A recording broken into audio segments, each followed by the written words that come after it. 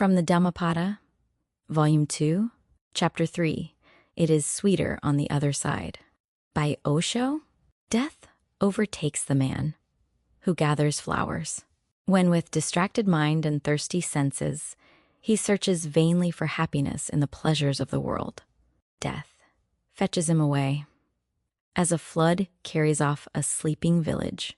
If you are too distracted by desires, pleasures, gratifications, if you are too thirsty in your senses for titillation, if you are searching foolishly for happiness in the outer world, then death comes and fetches you away like a flood which carries off a sleeping village. The man who is searching for happiness in the outside world is a man fast asleep. He is not aware of what he is doing, because happiness has never been found on the outside. And whatsoever appears as happiness proves ultimately to be the source of unhappiness, and nothing else. The outer world promises, but never delivers the goods. When you are far away, things appear very beautiful. The closer you come, the more they start disappearing. When you have got them after long and arduous effort, you are simply at a loss. You can't believe what happened. It was a mirage. Things are beautiful only from a distance. When you have them, they have nothing in them. Money is significant only for those who don't have it. Those who have it know the futility of it. Fame is significant only for those who don't have it. Those who have it are tired of being famous. They are utterly tired of being famous. They want to be anonymous, to be nobodies. Voltaire has written in his memoirs that when he was not famous, his only desire was to be famous. He was ready to sacrifice everything for fame. And remember, if you go on searching for a certain thing, you are bound to get it. One day Voltaire became famous, and then he wrote, "I was so tired of my fame, because all privacy in my life disappeared. All intimate relationships disappeared.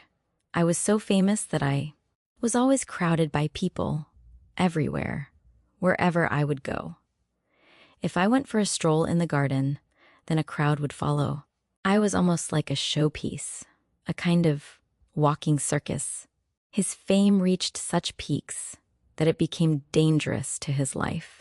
Once when he was coming from the station to his house after a journey, he reached home almost naked, scratched all over the body, blood oozing from many places. Because in France in those days, there was a superstition that if you could get a piece of the clothes of a famous man, you could also become famous. So people tore his clothes. And in tearing his clothes, they scratched his body. He cried and wept that day and said, "How foolish I was that I wanted to be famous. How beautiful it was when nobody knew me, and I was a free man. Now I am no longer a free man." Then he wanted to be a nobody. And it happened, too, that his fame disappeared. In this life, nothing is permanent. One day you are famous. The next day you are nobody. The day he died, only 4 people followed him to his grave. And out of those 4, one was his dog. So really, only 3. People had completely forgotten about him. They had forgotten that he was alive.